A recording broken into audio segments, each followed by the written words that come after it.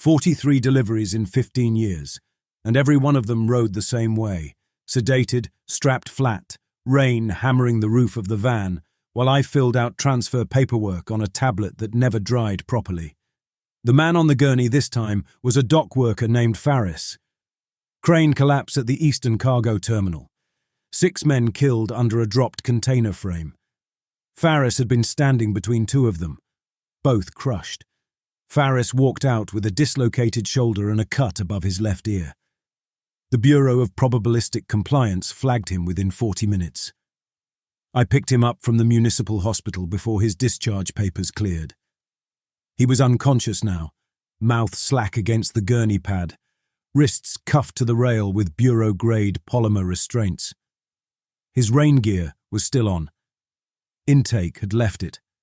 I logged his biometric tag, his accident class designation, structural fatality avoidance, single survivor, 6 death event, and his transfer destination, BPC Processing Facility East, formerly the Lindum Water Reclamation Plant, repurposed 11 years ago when the Bureau expanded its evaluation program. I had been making deliveries to Lindum since my 2nd year on rotation.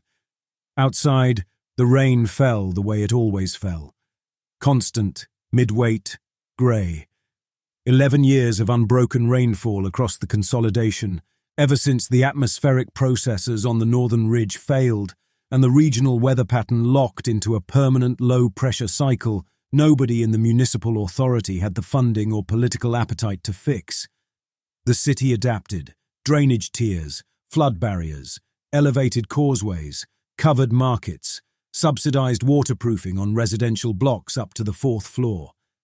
Below the 4th floor, you lived wet. The van's wipers cleared the windshield in twin arcs, while the driver, a Bureau transport contractor named Paulson, who spoke only when the route was blocked, navigated us through the commercial tier flood channels toward Lindum. I had been a retrieval specialist since I was 29. My job was simple in description and ugly in practice. When a citizen of the consolidation survived something that should have killed him, a bridge failure, a flood barrier rupture, a structural collapse, an industrial accident with a mortality rate above 90%, the Bureau flagged the survivor for evaluation. My department located these people, confirmed their survival profiles, and transported them to BPC facilities. What happened after the handoff was listed in our operational briefing as medical and statistical evaluation. I kept my work on my side of the handoff. The van turned onto the Lindum access road and passed through 2 security cordons.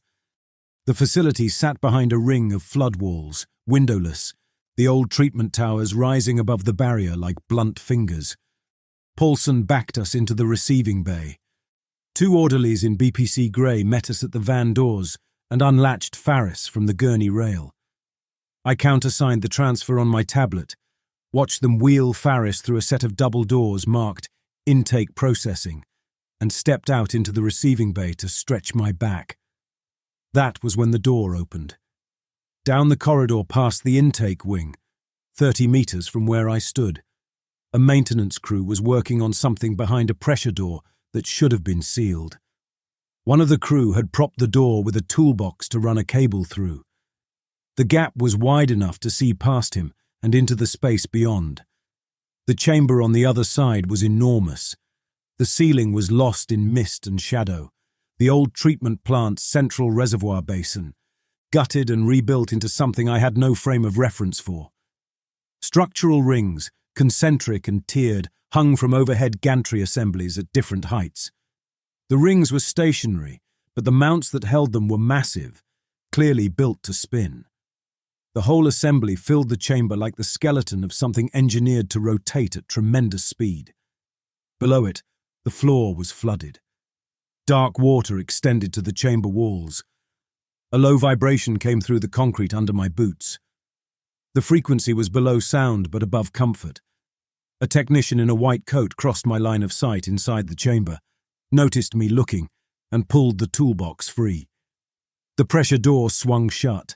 The vibration cut off. I stood there for a few seconds, rolling my jaw to clear the sensation. Then I walked back to the van, climbed in, and told Paulson to take me home. My apartment was bureau-subsidized, 4 rooms on the 6th floor of a residential stack near the eastern flood barriers. I kept it clean rather than well. The walls held condensation scars, the windows were sealed with drainage gaskets, and the building's internal climate system ran 15 degrees too warm on every cycle. I ate standing at the kitchen counter, showered, and sat down at my desk to complete the post-delivery administrative close on Faris. Then I took my monthly field booster. The Bureau required all retrieval specialists to maintain a standing immunological protocol. Monthly auto-injector, preloaded, delivered by courier at the start of each rotation cycle. Every BPC field agent received them under the occupational health mandate. Broad-spectrum immune support for personnel operating in flood-contaminated zones. I had been taking them for 15 years. The needle went into my left deltoid with the same mild sting it always did. I logged the dose, capped the injector, and dropped it in the biohazard return bin. My next assignment was already loaded on my rotation queue. Priority flagged. I opened the file. The subject was a man named Webb. Construction worker, age 36. 4 months earlier, he had survived a flood barrier rupture during a repair operation on the city's southern drainage perimeter. The rupture killed 11 of the 14-man crew. Webb and 2 others were pulled from the wreckage by emergency services. The other 2 survivors died in hospital within a week. Webb walked out. The Bureau retrieved Webb 8 weeks after the accident. Standard timeline. But the file carried a designation I had never seen before. Partially processed. Return for completion. Below it, a caution advisory warned of environmental instability in the subject's vicinity. A processing note indicated that Webb's first extraction cycle had been interrupted after 71% yield separation due to equipment fault and subject distress. He had escaped transfer to depletion recovery 3 days ago. Now he was somewhere in the mid-tier commercial district, and the Bureau wanted him back. My desk phone buzzed. Detmer. You read the file. I read it. What does partially processed mean? Evaluation started and stopped. He's a return job. So why did he run? People run, Hadley. That's why we have retrieval. The file says environmental instability. When you're in the field, keep distance from him. Don't approach within 10 meters until you've confirmed the area is structurally sound. If the infrastructure around him looks degraded, wait for a clear corridor. The infrastructure around everybody looks degraded. It's been raining for 11 years. More degraded than baseline. You'll know when you see it. A pause. You've got a clean 15-year retrieval record, Neil. Best active streak in the division. I don't want that to change because you got careless around an incomplete subject. What happened to him in there? Evaluations department. Detmer. Get him back to Lindum. The line went dead. I loaded my field kit, restraints, sedation injectors, biometric scanner, bureau credentials, radio link to the municipal drone network, and went into the rain. The mid-tier commercial district sat between the government spire and the residential stacks, a tangle of covered markets, elevated walkways, pedestrian causeways over flooded transit canals, and advertising scaffolding that had been rusting since before I joined the Bureau. I picked up Webb's trail from the drainage camera surveillance network. A thermal tag moving east through the market corridors, stopping and starting, ducking into service alleys, doubling back. He was scared, lost, and unfamiliar with the commercial district. He was disappearing badly. I spotted him from a causeway platform, 2 tiers above the main canal. He was crossing a pedestrian bridge, hood up, shoulders hunched, moving fast. He was limping. He saw my bureau jacket at 40 meters and ran. The bridge went wrong under his feet. A structural bolt in the railing sheared loose. The walkway tilted sideways with a groan of fatigued metal, and 2 pedestrians crossing behind Webb stumbled against the damaged rail and fell through the gap into the canal below. Webb kept running. He hit the far side of the bridge and cut left into a covered market arcade. I followed, 30 meters behind him and closing. A Bureau surveillance drone dropped out of its holding pattern to track Webb from above the market. It cleared the first row of stall canopies, banked to follow him, and clipped a signal relay tower that had been standing at that intersection for 20 years without incident. The drone spun, lost altitude, and struck the upper facade of a warehouse. Fragments of rotor housing sprayed across the market canopy below. A shard of composite sheeting punched through an awning and sent a vendor diving for cover. Webb ran through the falling rubble and turned down a service corridor toward the eastern flood channel. 2 market stalls behind him lost their support struts. A junction box burst against pooled rainwater, throwing sparks under the collapsing awnings. The corridor lights ahead of Webb blew out in sequence. I kept running. I was faster. The drone rubble missed me by 2 meters. The canopies fell after I'd already passed beneath them.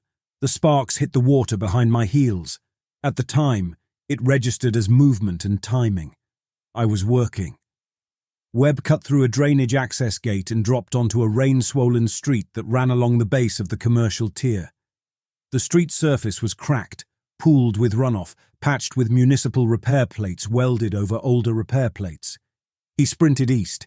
A subsurface drainage channel gave way behind him, swallowing a parked utility vehicle and sending a fan of grey water up through the gap.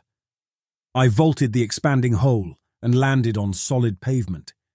The pavement stayed solid under me. A pedestrian bridge ahead connected the commercial tier to the eastern residential stacks. Webb was on the bridge when I heard the sound. A deep, structural groan from the suspension cables. Stress fractures spread through the cable mounts. The bolts at the near anchor point strained outward, pulling free of the corroded mounting bracket. The bridge had been rated for foot traffic 6 years ago and had probably lost 40% of its structural margin since. Webb's weight was too little to explain what was happening. The bridge dropped its center span into the flood channel. Webb grabbed a cable and swung himself onto the far footing, landing hard, rolling, getting up. 3 sections of decking and 2 meters of railing fell into the water and were swept downstream. I stopped at the broken edge, looked down at the gap, looked at the remaining cable supports. 1 anchor bolt was still holding on my side. The cable ran across the gap at a steep angle to the far footing where Webb was already running. I grabbed the cable and crossed hand over hand above the flood channel. The cable held. My grip held. My boots found the far footing and I dropped onto the platform and kept moving. Webb was heading for a flood barrier access tunnel at the base of the eastern wall. I could see him through the rain 50 meters ahead, pulling at the tunnel's pressure door.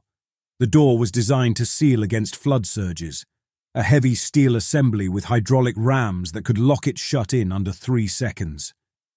Webb hauled it open and ducked inside. I reached the tunnel entrance 15 seconds later. Inside, the tunnel was knee-deep in standing water from a drain loss cascade that had backed up through the eastern barrier system. Emergency lighting threw orange bands across the water surface. Webb was 30 meters in, wading, stumbling over submerged rubble. Then the tunnel's hydraulic line ruptured. The pressure door behind me surged toward its frame on failing hydraulics, caught halfway, and jammed with a shriek of bent steel. Ahead of Webb, a drainage grate in the tunnel wall collapsed inward. Water began pouring through the gap in a heavy, sustained torrent. The water level rose from my knees to my waist in under 10 seconds. Webb was pinned. A section of the collapsed grate had fallen across his lower body, trapping him against the tunnel floor. The water climbed around him.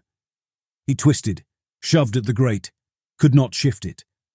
He looked back at me through the orange emergency light and the rising water, and his face was stripped of everything except the raw animal understanding that he was going to die in this tunnel because of what the Bureau had taken from him. "They hollow you out," Webb said. Water reached his chest. His voice was cracked and exhausted. "They take the thing that saved you, and they fill the hole with every way you should have died. Every single one. They follow you. They follow you everywhere." I waded forward. The water reached my ribs. The tunnel groaned around us. More drain loss pressure behind the walls. More structural fatigue in the old barrier system. A sane man would have turned back.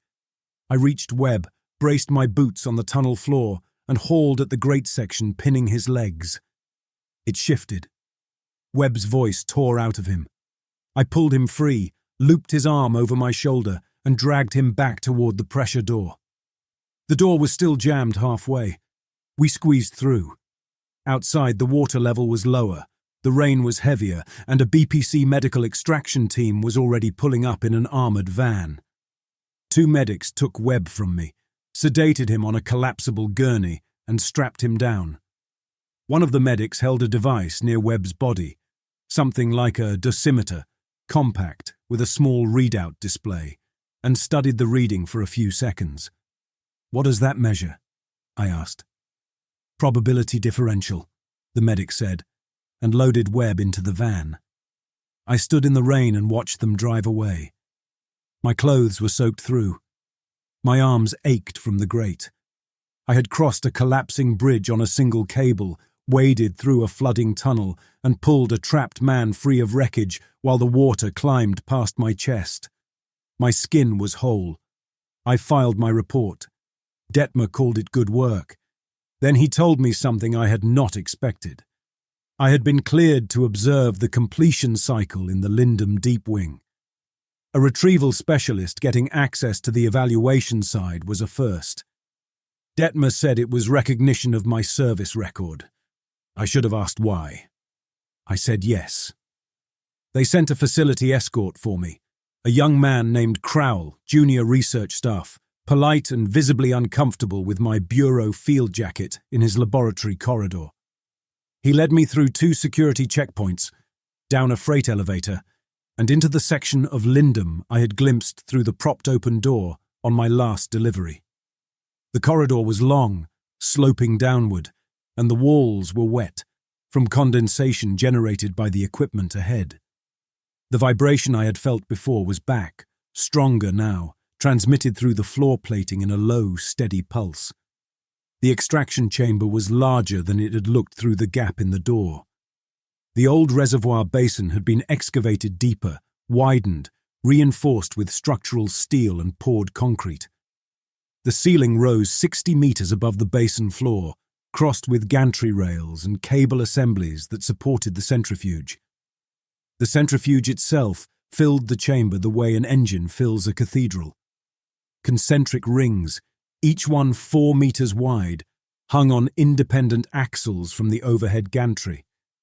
The outermost ring was the diameter of a freight turntable.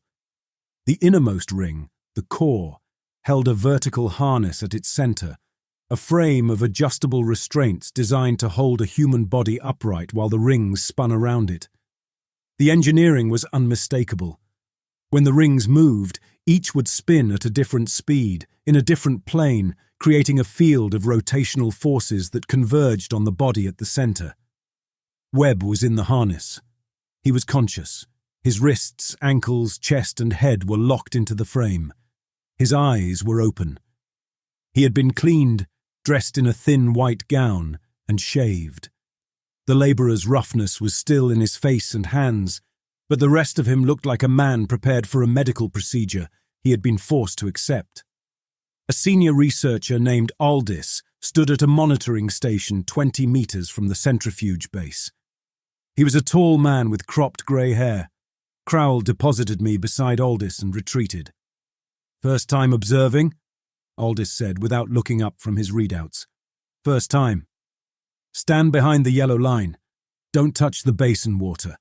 If your vision blurs or your ears ring, step back 5 meters and wait for it to clear." He tapped a control surface. Completion cycle, initiating spin-up. The outermost ring began to move. Slowly at first, a deep, grinding rotation that built speed over 30 seconds until the air in the chamber shifted. Then the second ring, then the third. Each ring found its own velocity, its own rotational plane, until the entire assembly spun in layered, interlocking arcs around Webb's body. The sound was enormous. It filled the chamber like pressure, like weather, like something geographic. Then the rain began to move wrong. The old reclamation plant had never been fully sealed against the consolidation's permanent weather. Water entered through cracks in the ceiling, through drainage seams, through corroded joints in the gantry housing. Under normal conditions, it ran down the walls in thin streams and collected in the basin below. Now, as the centrifuge accelerated and the extraction field intensified around Webb, the water reversed. Thin sheets of rain crawled upward across the chamber walls, pulling away from the basin, bending away from Webb, climbing towards the ceiling as if the space around him was pushing moisture out. The water moved against gravity in slow trails, like something alive avoiding a source of pain. The technicians at their stations noted the effect on their logs. One of them wrote spatial exclusion nominal and moved to the next readout. They had seen this before. They had a term for it. Aldis said, quietly, "For my benefit. The remaining probability differential separates from the body when the centrifuge reaches extraction velocity. In a partial subject like Webb, the field is already damaged. Local space becomes unstable. Matter, fluid, ambient energy, they move away as the probability field is stripped from its biological anchor." He checked a value on his console. The universe is letting go of him. I watched the rain crawl up the walls. Webb's mouth was open. He was breathing in short, ragged pulls. His hands were fists in the restraints. Then, the basin activated. The flooded floor beneath the centrifuge had been dark and still. Now light came from below, deep, cold, blue-white, and the water surface rippled outward from the center in concentric waves. Shapes formed in the water. They rose from the basin like projections, but they were dimensional, present, occupying real space in the chamber. They looked like Webb. They were Webb, but wrong. One figure was crushed, chest compressed, limbs twisted at structural failure angles, concrete dust in his hair. One was drowned, face bloated, arms drifting, water in his open mouth. One was electrocuted, skin marbled with branching burns, fingers curled into fixed claws. One was buried under a mass of fallen steel framing, only his arm visible, bent backward at the elbow. These were Webb's deaths, the deaths he had avoided when the flood barrier ruptured and killed 11 of his crew. The probability differential, the gap between what happened to Webb and what should have happened, was being pulled out of his body by the centrifuge. As it separated, the unlived outcomes became visible. They orbited his living body inside the spinning rings, each ghost locked in a different moment of impact, each one rotating in sync with the centrifuge assembly. A slow parade of the ways Anthony Webb should have died. Webb's cry vanished into the centrifuge's roar, reduced to a vibration. The ghosts accelerated. The rings spun faster. The rain on the walls climbed higher, pulling away from Webb as if the chamber itself was evacuating around him. The completion cycle lasted 11 minutes. When Aldis brought the centrifuge down and the rings slowed to a stop, Webb hung limp in the harness. His skin had gone grey. A fine tremor ran through his hands and jaw. His eyes were open and tracking, but the part of a man that evaluates his own situation and decides whether to fight or accept looked burned out. 2 technicians unstrapped him from the harness and lowered him onto a gurney. He could not hold his own weight. His legs folded when they tried to stand him upright, and they gave up and laid him flat. One technician checked a readout on a handheld monitor and tagged Webb's file on the system. Depleted. Schedule for general population release. I stood at the yellow line and watched them wheel Webb toward the freight elevator. Then I turned to Aldis. What happens to him now? He's released back into the city. In that condition. His physical health will stabilize within 72 hours. He'll be ambulatory, functional, able to work. And the bad luck, the environmental instability. Aldis glanced at me with a flicker of what might have been surprise that I knew the term. The probability inversion persists. The extracted differential leaves a residual negative signature. Events in his vicinity trend toward worst-case outcomes. Infrastructure failure, system malfunction, cascading mechanical breakdown. The statistical average around a depleted subject runs significantly above baseline for accident frequency. I chased him through 3 districts, I said. A bridge collapsed, a drone crashed, a street surface caved in, a flood tunnel nearly killed us both. Consistent with a mature negative signature. How long does it last? Indefinitely. And the people around him, the bystanders. What about them when his bad luck takes a building down?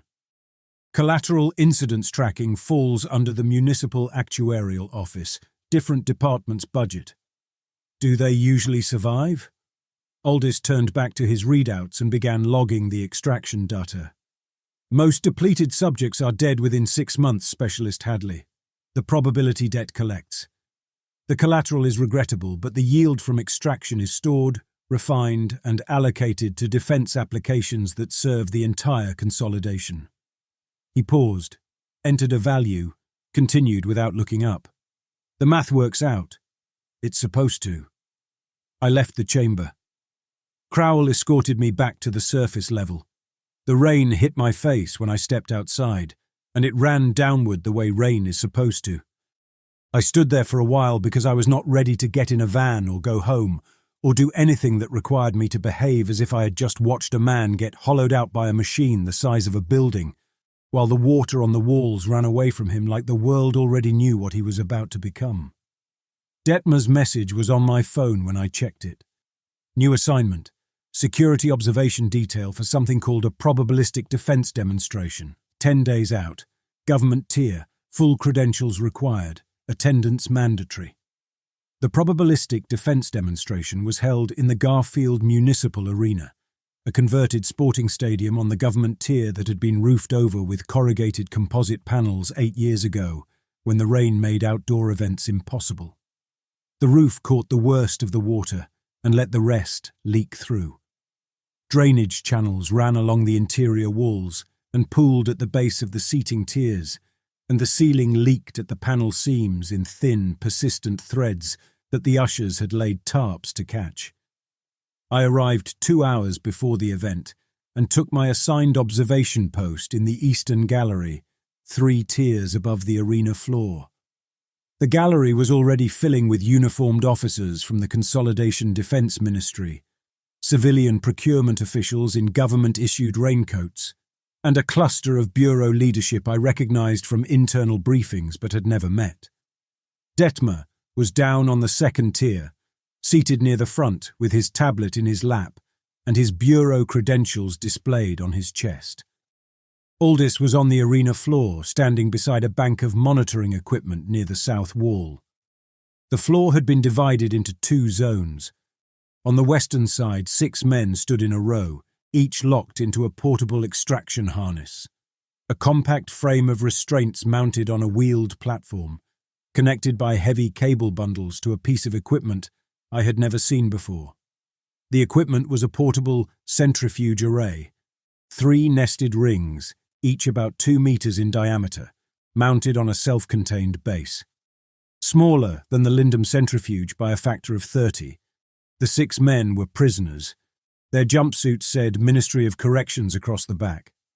Their files, which I had reviewed as part of the security briefing, listed them as convicted dissidents, men arrested for publishing unauthorized analysis of the Bureau's accident response statistics.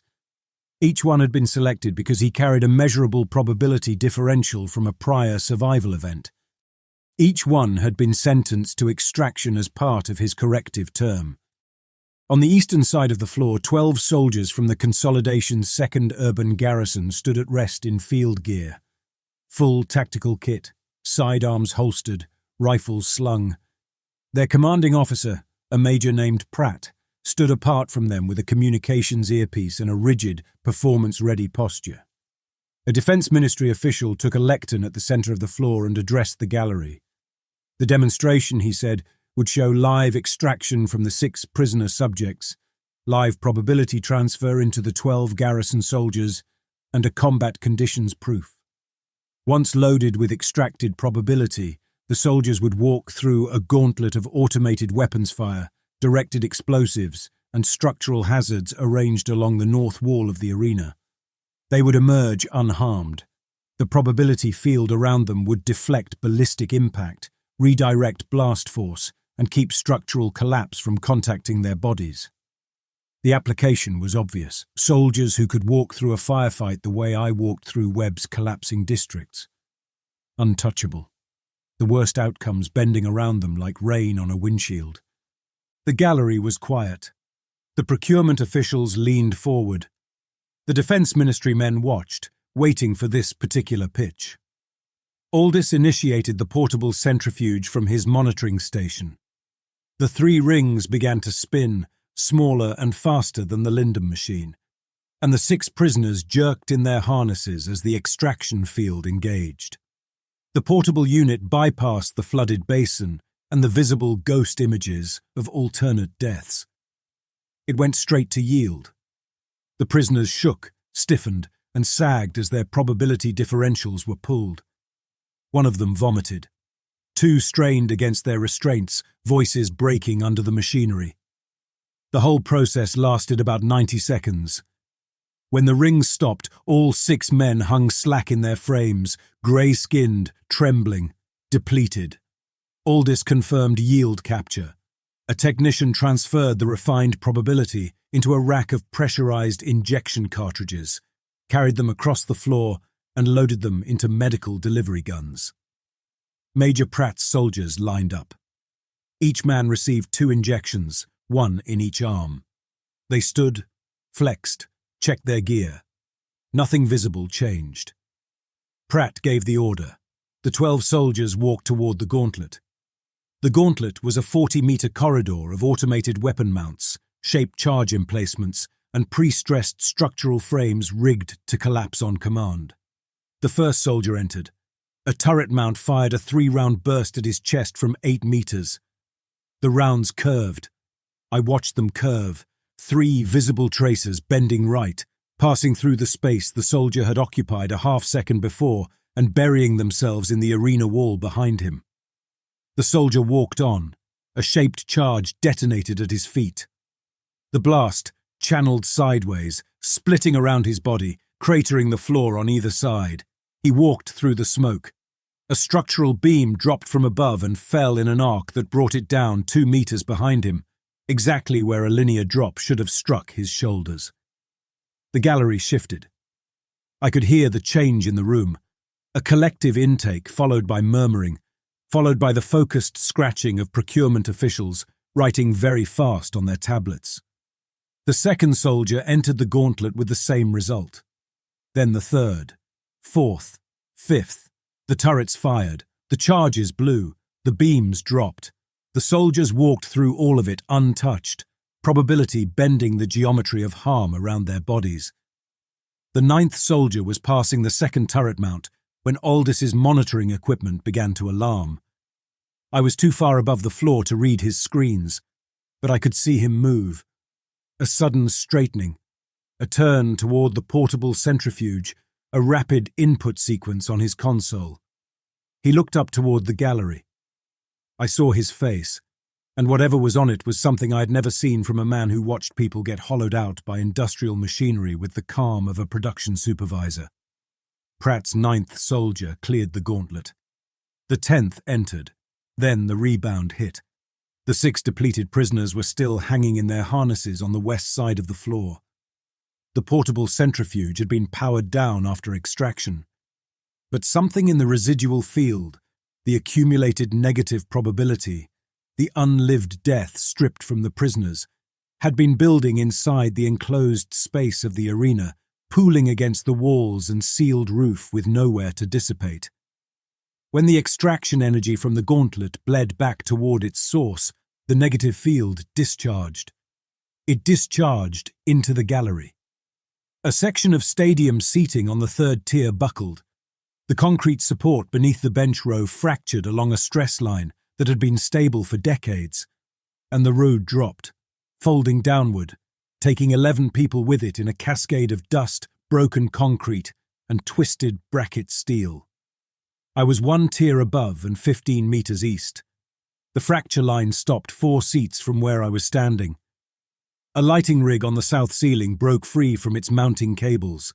Industrial floods and their support truss dropped straight into the second-tier gallery seating. Officials scrambled. A few reached the aisle. The rest went down under the truss. Then the arena's drainage system ruptured. The internal channels that collected roof leakage backed up, overpressured, and blew their junction seams. Water surged across the lower tiers in a fast, shallow wave that swept chairs, tablets, personal equipment, and people onto the arena floor. The gauntlet turrets, which had been tracking the soldiers through automated targeting, lost their fire control locks. Their mounts swiveled. 2 found new targets in the gallery and fired before a technician managed to cut power to the array. I watched a man 3 seats down from me take a piece of lighting truss through his shoulder. I watched the water sweep an official off the second tier and drop him 4 meters to the arena floor. I watched the structural failure in the seating propagate west, row by row, each bench folding into the one below it, like a slow wave of collapsing dominoes moving through reinforced concrete. The categories of death matched. The prisoners had survived crush injuries, drowning, electrical failure, and structural collapse. Those were the death types stored in their probability differentials. Those were the death types now playing out across the arena in real time, distributed among the 300 people who had come to watch the demonstration. I should have been killed 3 times. The lighting rig dropped close enough that a fragment of its mounting bracket struck the railing in front of me and sent a piece of bolt shank spinning past my left ear. The structural failure in the seating reached my row and stopped, the stress fracture terminating at a reinforcement joint directly beneath my feet, a joint that held when identical joints in the rows around it gave way. A turret mount swiveled toward my gallery section and jammed before it fired, its traverse motor seizing on a piece of rubble lodged in the gear track at the exact angle needed to lock the mechanism. I stood in the middle of a collapsing arena, while every failure found another path. The same way the bridge cable held for my weight after the span dropped under web. The same way the tunnel water gave me a path. The same way 15 years of field retrievals in probability destabilized zones had left me without a single serious injury on my record. I felt the knowledge arrive before I could form the words for it. Something in my gut, in the architecture of my ribs, in the way my boots were planted on the one section of concrete that refused to break. I was standing inside a probability differential so large and so sustained that the arena's rebound could not reach me. And that differential had been building for a very long time. The emergency response lasted 3 hours. Medical teams flooded the arena. Bureau security locked the exits and began sorting survivors from casualties. The final count, which I heard later from Detmer's assistant, was 31 dead and over 90 injured. Major Pratt's loaded soldiers were unharmed. The 6 depleted prisoners were unharmed. Aldis was unharmed. The people who had been sitting in the gallery, watching and writing on their tablets and imagining the contracts they would sign, absorbed the full discharge of 6 men's worth of stolen fatal outcomes. Detmer found me outside the arena. His suit was wet. He had a cut on his forehead from a falling ceiling tile.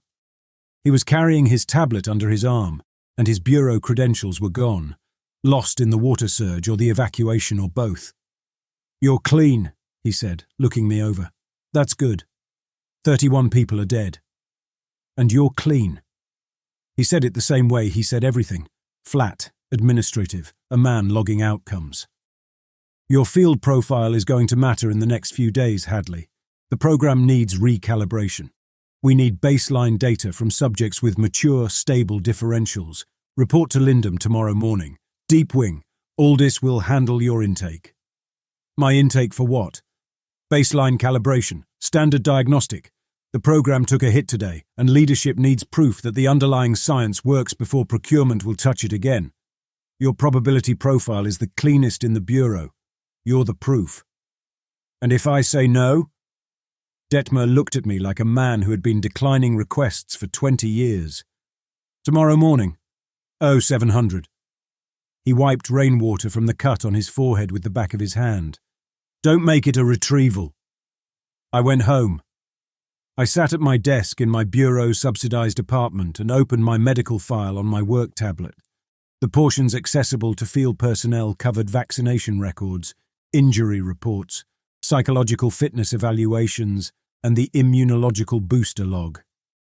I had looked at the booster log once, years earlier, when a rotation partner asked if the shots were making him retain water. Then I left it alone. The booster compound was listed by a pharmaceutical code, PDC 9117. I searched the code in the Bureau's internal pharmaceutical database, which field agents had read access to for occupational health purposes. PDC 9117 was cross-referenced to a classification group. Probability differential cultivation, sustained infusion protocol.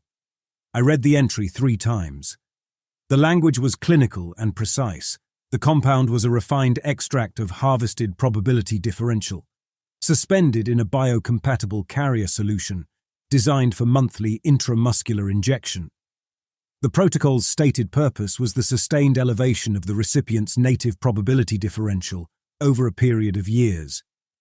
The entry included dosing schedules, target differential thresholds, and expected cultivation timelines. A standard cultivation subject would reach harvest-viable differential maturity in 12 to 18 years, depending on the subject's initial differential at intake and his exposure to probability destabilizing field conditions.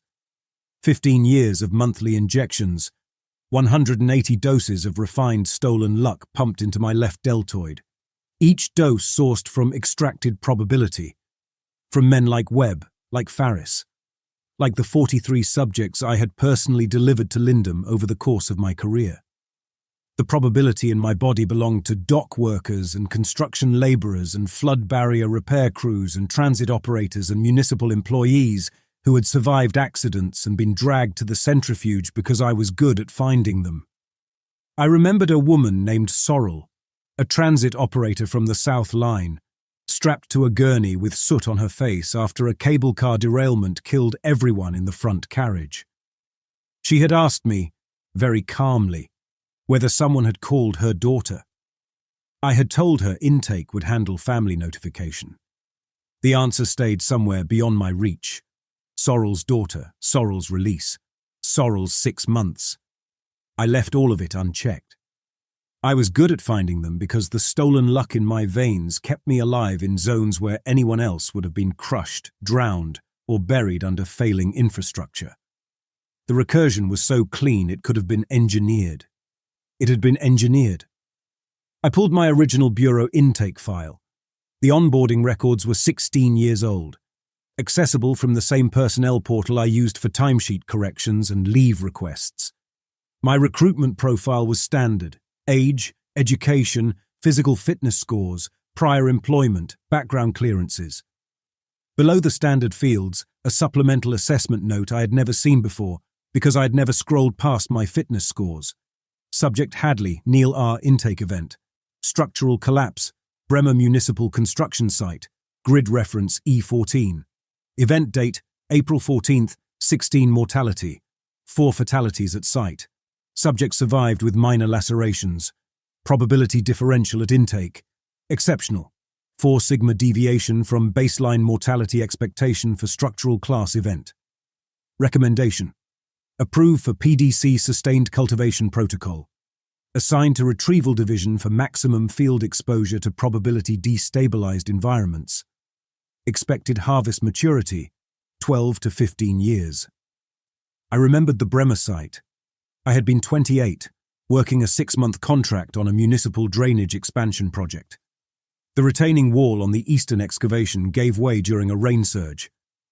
4 men in the trench were buried under 3 meters of wet concrete and rebar. I had been standing 2 meters from the collapse edge. A section of wall that should have taken me down with the others cracked along a seam and fell outward, away from where I was standing, creating a gap that I walked through without a scratch. The site foreman called it the luckiest thing he had ever seen. The Bureau called it a 4 sigma deviation. They called me within a week. I had spent 16 years believing the Bremer collapse was the accident that gave me my career. That I had been recruited because the Bureau saw potential in a man who kept his composure during a disaster. The file said something different. The file said I had been recruited because the disaster made me valuable raw material, and every day since had been preparation for a harvest. I closed the tablet. I sat in my apartment and listened to the rain on the sealed windows and ran through the options. Running meant becoming web. A man carrying a massive probability differential loose in the consolidation. I had seen what happened to runners.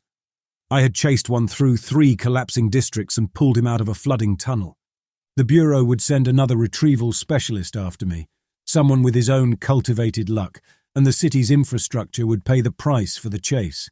And if they caught me and extracted me, I would walk out grey and trembling with every death I should have died following me through the streets until one of them caught up. Staying meant Lindum, the centrifuge, Aldis and his readouts and his production floor calm. There was a third option. Go to Lindum and use the access Detmer was giving me to confirm what the file said. The extraction tank, the basin that showed Webb's alternate deaths, could show mine. If I saw them, if I saw the Bremer collapse and every field near miss for the last 15 years orbiting my body in the water, then I would know the full shape of what they had built me into. Then I could decide with proof. I picked up my bureau credentials and my field kit. I drove to Lindum in the dark. The rain came down hard and the roads held, and every traffic signal I passed turned green. Aldis was waiting in the deep wing when I arrived. He stood at his monitoring station with a fresh coat on, and the same grey composure he wore the way other men wore fatigue or worry. Beside him, 2 facility security officers in bureau tactical vests stood at the chamber entrances. Detmer watched from an observation window on the upper gantry, arms folded, tablet under his arm. "Early," Aldis said. "That's useful. We can run the baseline before the morning shift." "I want the basin diagnostic," I said. "Full differential read. I want to see what's in me." Aldis studied me for a moment. "You've read your file." "I've read enough. The basin diagnostic is part of the calibration procedure. You'll see your differential profile during the scan. That's standard." He gestured toward the extraction chamber. The centrifuge loomed above the basin in the overhead darkness, rings motionless, harness empty. The basin water was black and still. "Step down into the water when you're ready. Chest deep is the target immersion level. Keep your hands clear of the basin walls." I walked to the edge of the basin. The water was dark, lit from below by a dormant glow that waited beneath the surface like heat trapped under ice. The concrete lip was slick with condensation. I lowered myself in. Cold. The water hit my waist, my ribs, my chest. I stood on the basin floor, arms at my sides, and the chamber stretched above me. 60 meters of girders and gantry rail, and the massive dark skeleton of the centrifuge hanging overhead. Aldis activated the diagnostic field from his console. The glow beneath the water surface intensified, blue-white, and the water began to move. Concentric ripples spread outward from my body, radiating toward the basin walls in slow, even waves. The temperature dropped. My skin tightened. Then the ghosts came. They rose from the water around me the way Webb's had risen around him. Dimensional, present, made of light and water, and something that occupied physical space without weighing anything. They were me. Every one of them was me. The first was the Bremer collapse, a version of Neil Hadley buried under wet concrete and rebar, face down, one arm extended, fingers curled into the mud. The posture of a man who tried to shield his head and failed. He orbited my body at a distance of 3 meters, rotating slowly in the water, and I could see the detail of his face. My face, 16 years younger, bearded, eyes open and empty. The second was a transport accident. Bureau van, overturned on a flooded highway, driver's side crushed. I recognized the van. I recognized the highway. 6 years ago, a routine transfer run to the Southern Processing Annex. I had been rerouted because of a road closure, and missed the pile-up by 9 minutes. The ghost version of me had stayed on the original route. His neck was broken against the van's A-pillar. The third was the drone strike in the commercial district.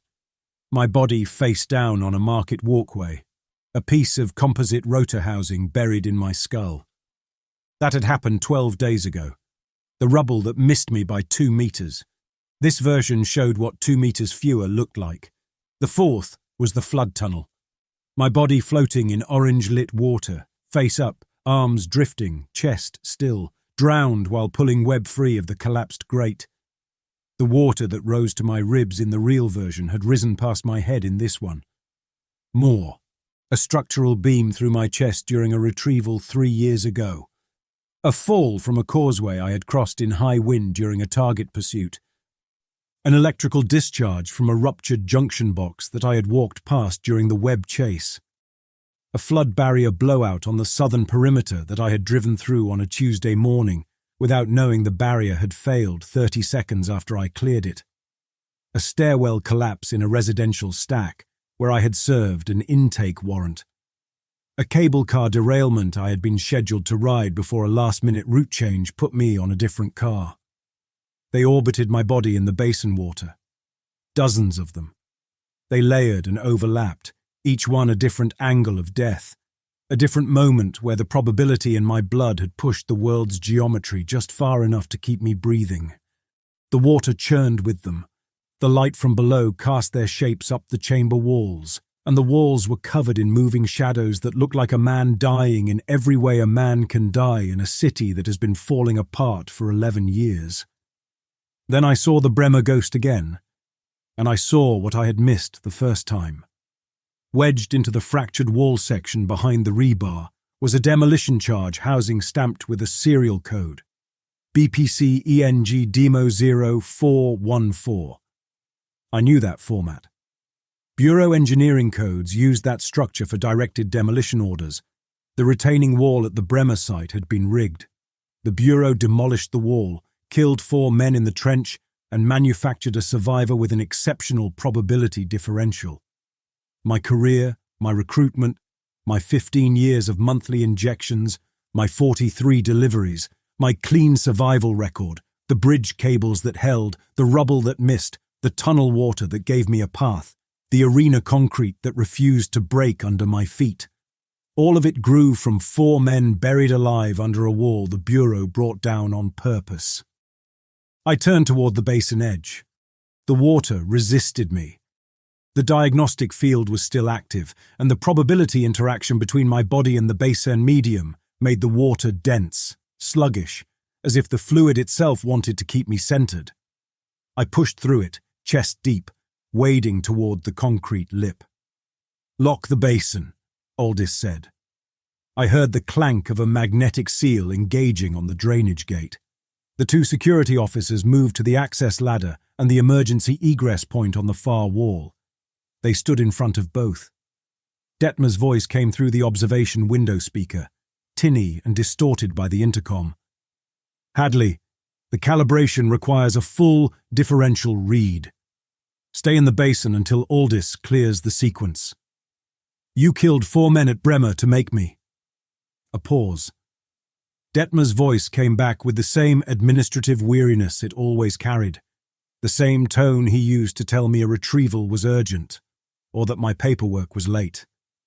"The program produces 1 harvest-grade specialist every 3 to 5 years. You're the 6th. The others are listed as field casualties in the division's personnel records. Their yield powered the last 4 years of garrison-level probability loading. Yours will power the next generation." I reached the basin wall and got my hands on the concrete lip, pulled myself up. My arms cleared the edge, my elbows found purchase, and I levered my torso out of the water. The lip crumbled.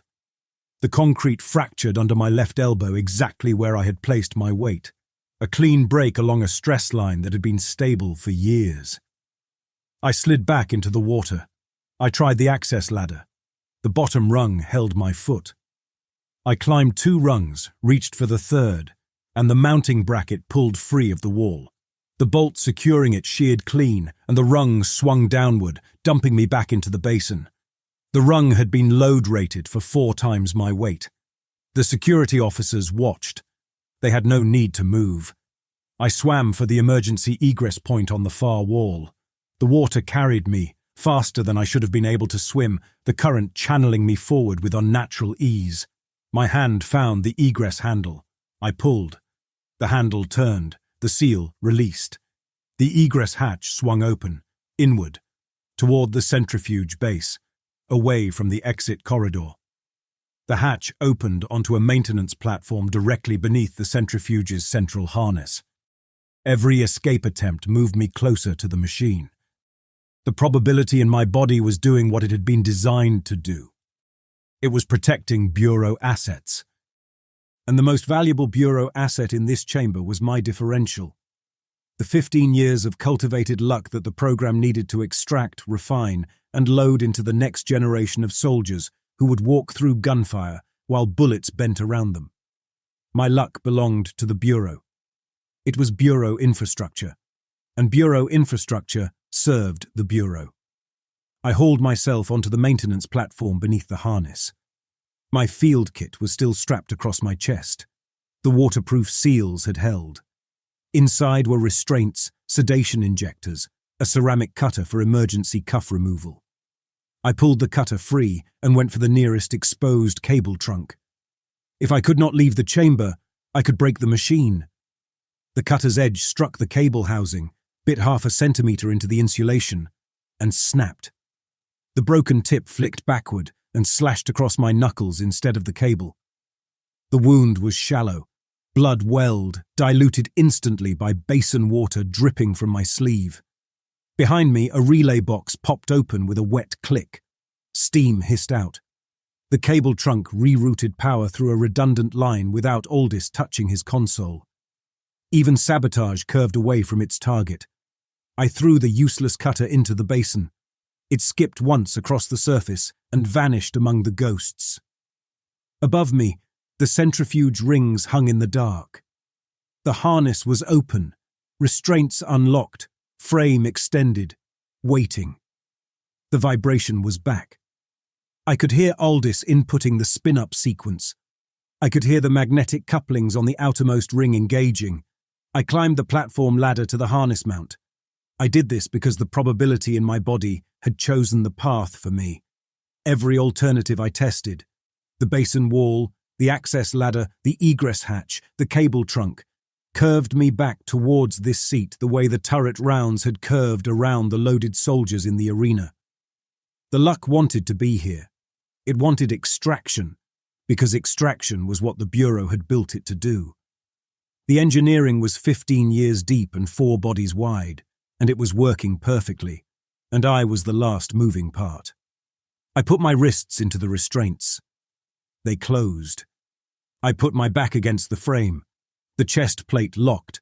The head brace engaged. The outermost ring began to turn. Slow, grinding, massive. Then the second ring. Then the third. The sound filled the chamber the way it had filled it when Webb was in this seat. Like pressure, like weather, like a storm that had learned machinery. The rain on the walls began to crawl upward.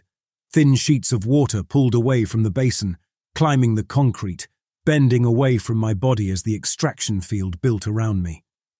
The universe letting go. The basin below my feet lit up. The water stirred. My ghosts were still in it. Dozens of dead versions of Neil Hadley, each carrying a different wound, each locked in a different moment of fatal impact. They began to orbit. They climbed out of the water and circled my body inside the spinning rings, and I could see their faces. Every face was mine. Every face was a man I had been kept alive at the expense of becoming. Somewhere below the observation window, Aldis would be logging the extraction data. Somewhere above it, Detmer would be noting the yield numbers on his tablet. And somewhere in the consolidation, in a municipal hospital or a work site or a flooded street, a young man would be walking away from an accident that killed everyone around him. He would be shaking. He would be grateful. He would think he was lucky. Within a week, A retrieval specialist would find him, congratulate him on his composure, and welcome him to the bureau. The rings accelerated. The rain climbed the walls, the ghosts spun faster, and the water pulled away from me like the whole world was already finished with what I was about to become.